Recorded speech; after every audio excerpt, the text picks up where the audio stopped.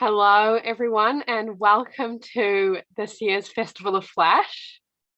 Very soon, we're going to be hearing stories that have been longlisted and shortlisted from the 2023 National Flash Fiction Day Youth Competition. That's very exciting. Welcome, everyone. Welcome, readers and listeners who are tuning in on YouTube. It's great to have you here. My name is Hannah Scoville-Lightfoot, and I'm arts editor at Fingers, Toes.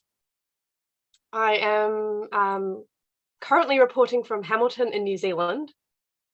And yes, I'm very looking forward to hearing all the stories, as I'm sure everyone else is. And let's begin. So first up, we have Almu Cameron Putter, who will read a Robin story, which has been longlisted. Almu Cameron Putter is 11 years old and lives in Christchurch, New Zealand. Originally from California, Almu loves to mountain bike, draw, skate, and ski. So Almu, when you're ready.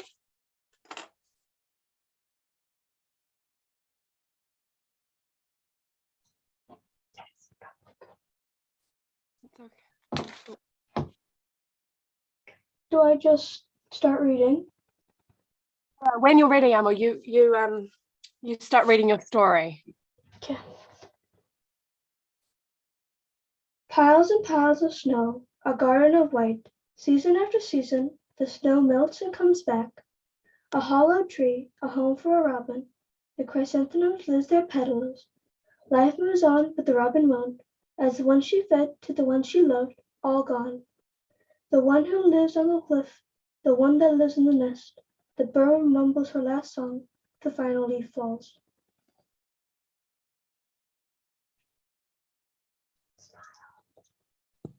Thank you, Almu. Beautiful. Next up, we have Lindsay Gale from Ohio.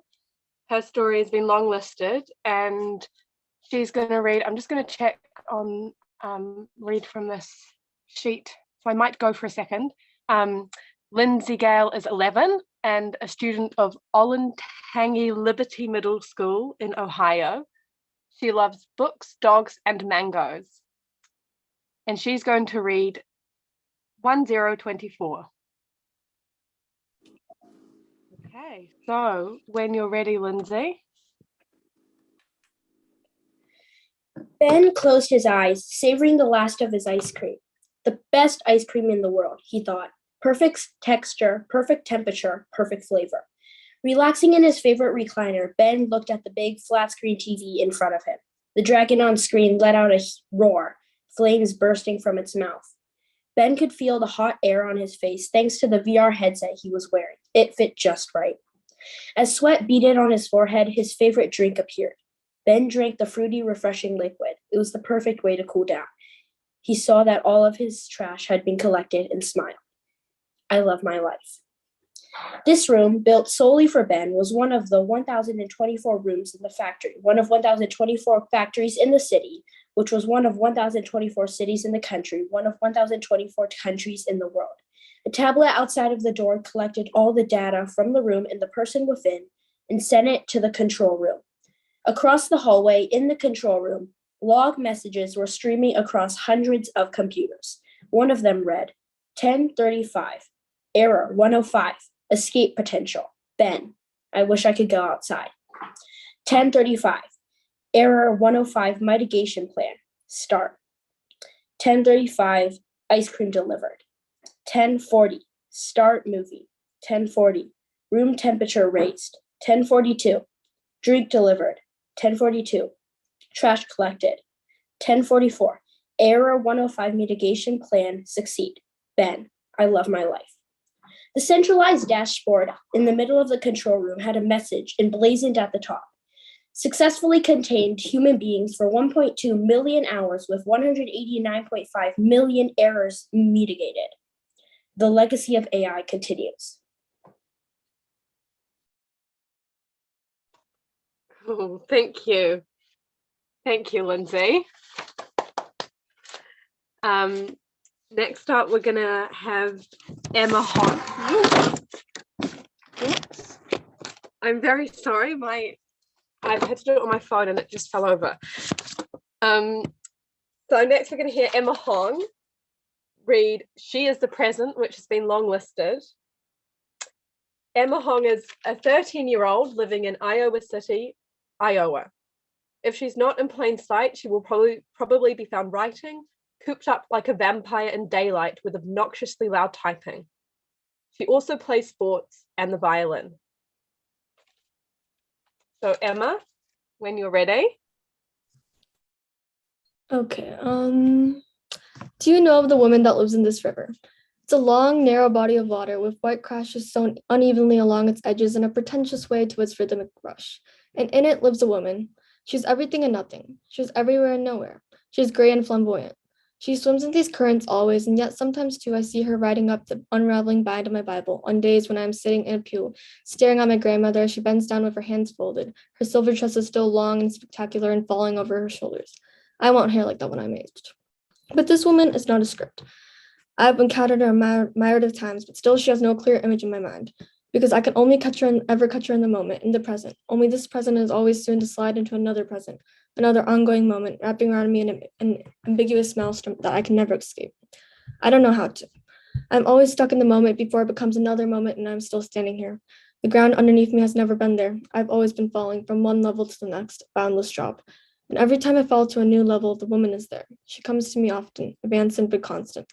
Like today, she came to me while I was sitting on the riverbank, salt on my skin and the ice cream cone in my hand sticky. I smiled at her. I wanted to see if she would smile back. She reached out, touched my ice cream, and it melted. The moment was gone, slipped through my fingers. Thank you, Emma.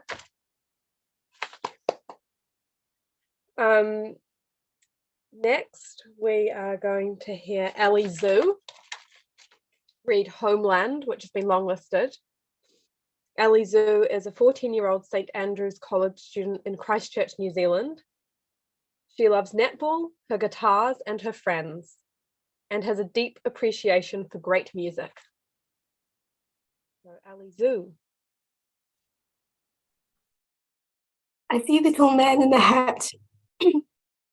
His face cowers under the gaze of the brim of his silk hat, all except his eyes, which dine on the land before him with silver dinnerware and imperious table manners.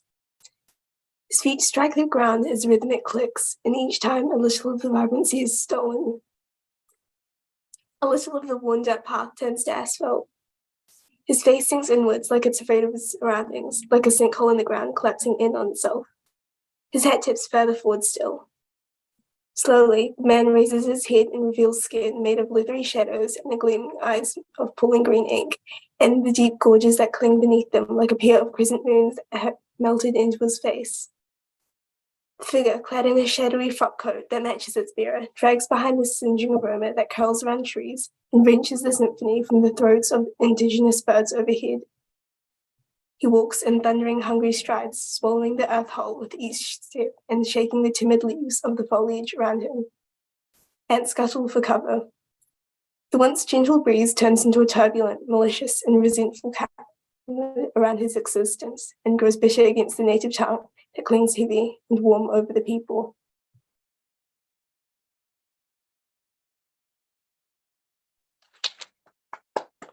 Thank you, Ellie. The next story is Eric Yang's, called The Final Decision, which has been long listed. Eric Yang is 13 years old and lives in Massachusetts, US. Eric loves mystery novels, especially ones with unexpected plot twists. In addition to writing, art is also a hobby he enjoys pursuing in his free time. Eric, let's hear your story. This is my story, Final Decision. Through the back door, I spot the garden in ruins. Rows of broken stems and shredded leaves litter the ground. Squashed tomatoes and chili peppers are like a crime scene, flashing bright red across the soil. In the yard's far corner, the culprit, a bony and filthy dog, who's a frequent intruder in my garden, is gobbling down lettuce.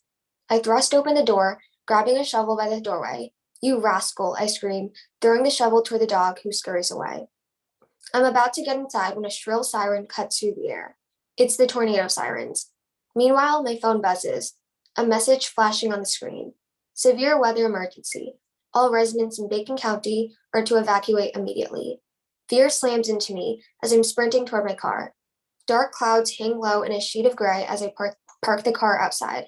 Gusts of wind tear through the neighborhood like aggressive ocean currents. I rush back inside the house to gather my clothes and other belongings, piling them into the trunk, back seats, and the passenger seat. I'm ready to drive when a weak whine croaks from my left. It's the dog, head cocked to one side as he's pawing at the ground. I want to shout and toss him away, but I don't. The rain starts to pour down, drenching his fur. He's scared and his body is trembling. He needs my help. I take out a bundled up quilt from the trunk, freeing enough space for the dog. I lift him into the car and he licks my arm. I start the car and drive down the long dirt road.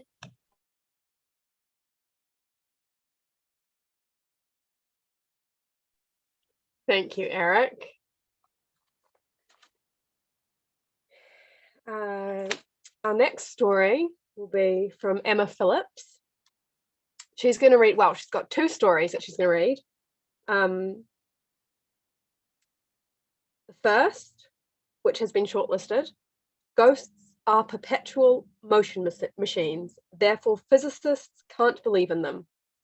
And the second one is called AIM, to find out if it is possible to reach a velocity at which the gravitational influence of a small town can be escaped from, which has also been shortlisted. Emma Phillips is 17 years old and lives in Ararua, which is frequently forgotten on maps of New Zealand. Currently attending Ruawai College, she is still choosing whether to pursue physics or journalism.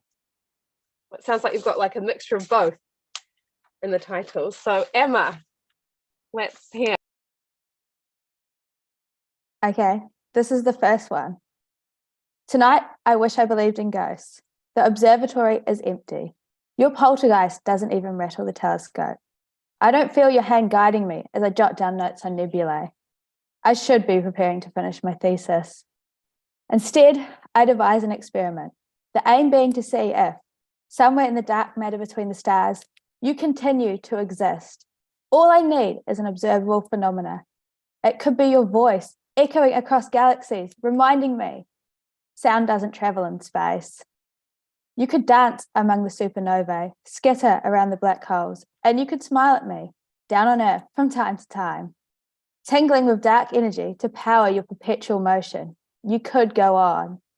There's no evidence to say you are not out there in our infinitely expanding universe. Fiddling with the focus on the telescope, I look for a sign. The blurred night sky sharpens through the eyepiece. All I see are stars. I wonder if they are ghosts too. Their light emitted millennia ago, only reaching Earth as they crumple into black holes. The night sky could be nothing but a graveyard. And there is no equation I can solve to prove your continued existence. No silly experiment I can conduct.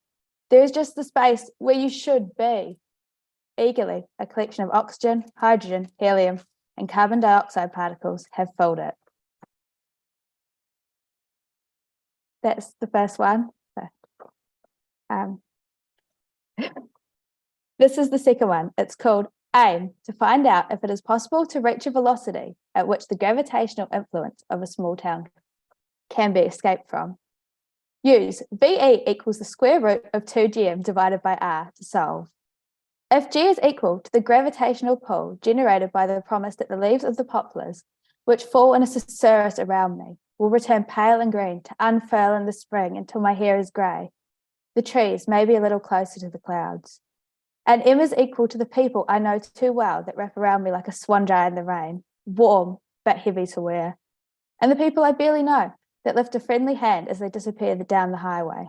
Then 2gm is equal to the uncertainty in my hands on the steering wheel, the inch I don't push the accelerator down to, the voice inside my head that says, you're too dumb to make it.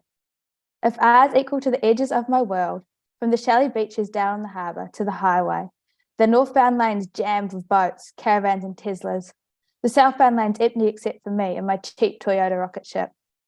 Therefore, 2GM divided by R is equal to the number of crowded house cities to cover the distance from my world to the city glow on the horizon, or the rate at which the dairy farms lining the highway turn to buildings. I'm not certain of the physics. Neither am I certain, as I look out across the city, just like a faux night sky draped over the land, that I reach the velocity to get here. I cannot see the lights of home. If the glow of Doctor Who episodes on TV at night cannot escape my small town, what chance do I have? Thank you, Emma.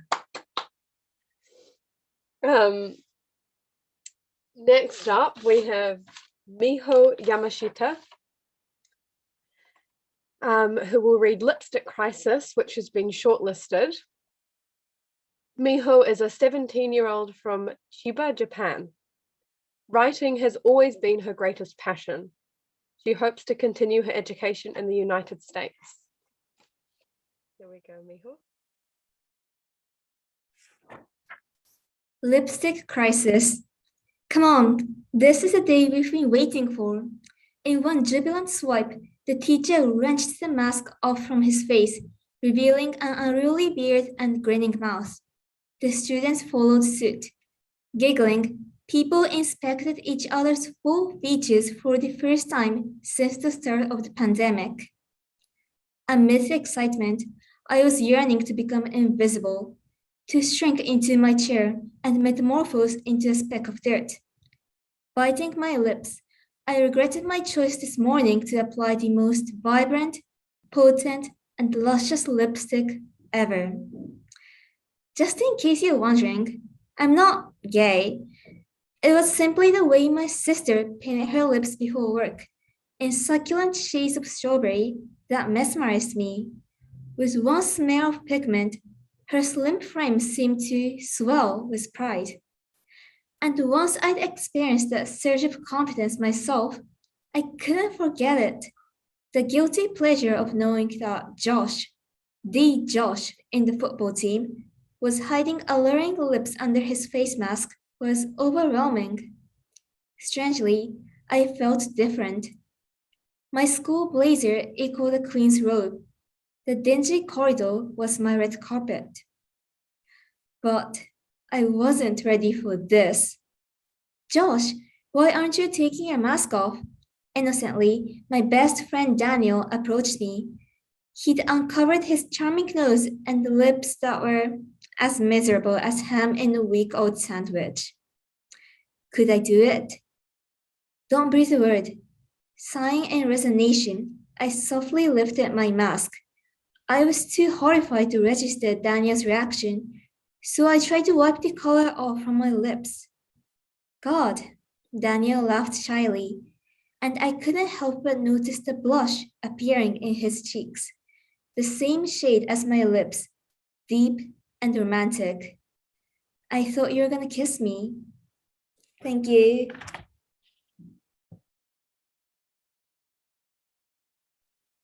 Thank you, Miho. Next, we've got Sarah Kate Simmons, who will read Skull, which has been longlisted. Sarah Kate Simmons is an 18-year-old writer and poet, originally from rural Canterbury, but now based in Tauranga. Her hobbies include ballet, art, and verbal sparring matches with her characters. Sarah, when you're ready. Hi. Right, Skull. They hung it there as a joke, at least at first. As time went on and they grew older, their shadows deeper, it became a warning. Little children would walk on the other side of the road to escape from its dead-eyed stare. Teenagers dared each other, first to touch it, then to take it off the fence, and last, they dared each other to bypass it altogether and go into the house. Sometimes they got in the gate. Always they'd stop, laugh it off, and turn around, scared of finding worse things than bats and spiders and dust. Scared of finding worse things than the skull that grinned behind the glass. Thank you. Thank you.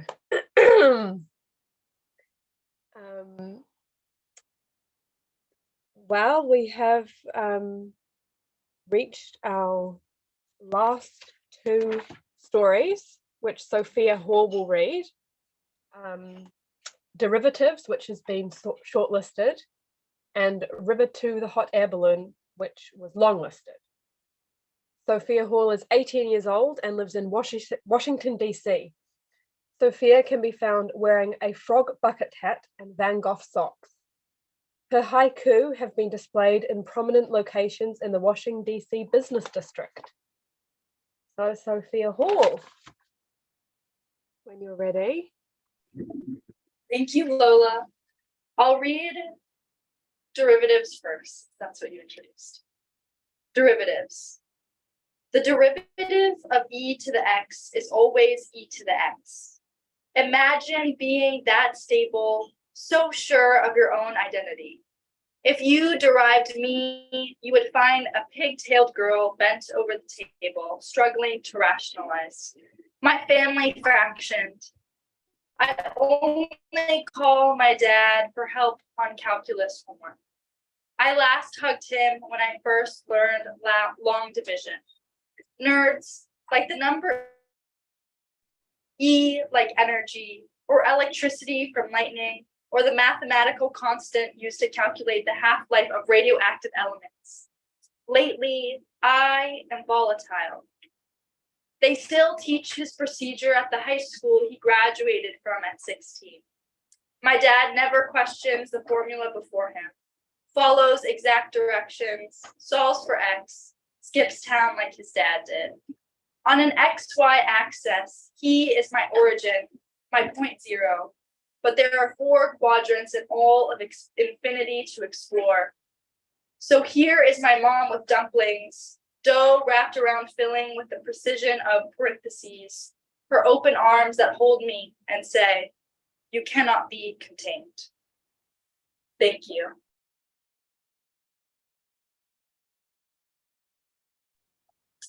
And here's another flash piece called River to the Hot Air Balloon.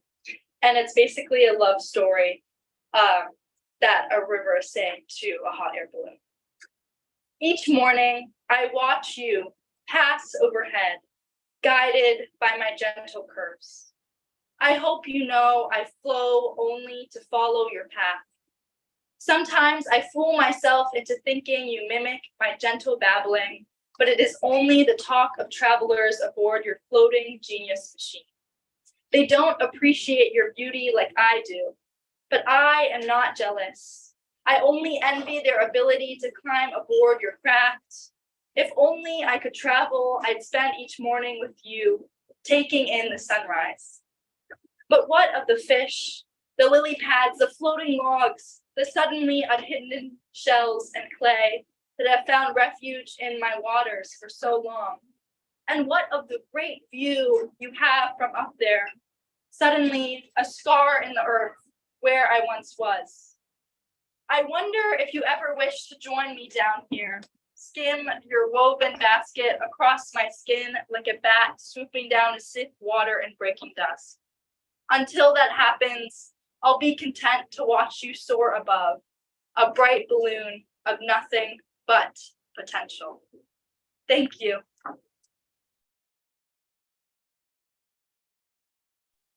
Thank you, Sophia. And thank you, everyone, for coming and sharing your stories.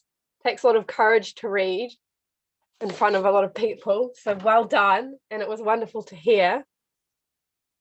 Winners will be announced on June the 22nd, which is the National Flash Fiction Day, at local events around New Zealand.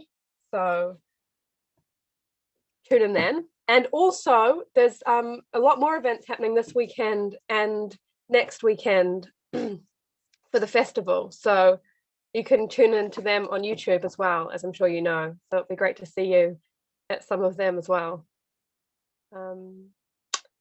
And that's a wrap. Thank you, everyone. Thank you for coming. And I'll hand it back to Lola.